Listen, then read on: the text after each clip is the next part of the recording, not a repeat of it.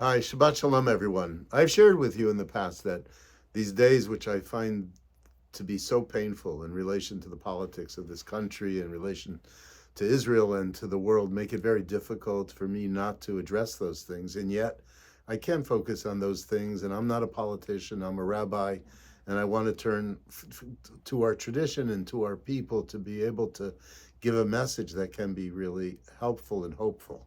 So during dark days, where do we find hope? I know in a week from now we'll be celebrating Pesach, and we understand that Pesach is both about the sweetness of freedom and liberation, and it's also about the bitterness of slavery. And we keep both of those things in mind. And yet, the Pesach Seder ends with an expression of hope. Let me tell you about a few people, and I think this will be helpful because if they could be hopeful, I think all of us can be hopeful. So the first one that I want to tell you about is Yardain Bibas. Yardain was the father of those two beautiful little redhead children who died in captivity, as well as his wife.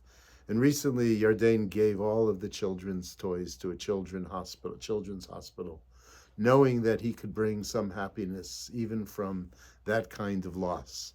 The second one is a fellow by the name of Gadi Moses, who was also a hostage. And just recently, he took two of his grandchildren to a soccer game for Hapoel Beersheva. And there they were called onto the field during halftime, and the players cheered them, and the entire crowd cheered them. And he stood in the middle of the field, this former hostage, and he wept. He has great determination. He's committed to rebuilding Nir Oz, a thriving agricultural community. And then there's Eli Sharabi, who was on British television speaking in English of his experiences and of his determination to make the future better. He said he had hope for a future. He would not give in to despair or give in to hate. In fact, he used the following language. He said, "Hate is not in my lexicon." These are men who suffered insufferable, unspeakable torture and starvation. And yet they've come out with emotional strength. They've come out with the capacity to show their resilience and to create a different future. That's what we have to be, and that's who we are.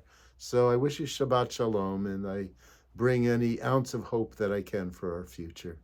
We'll see you soon.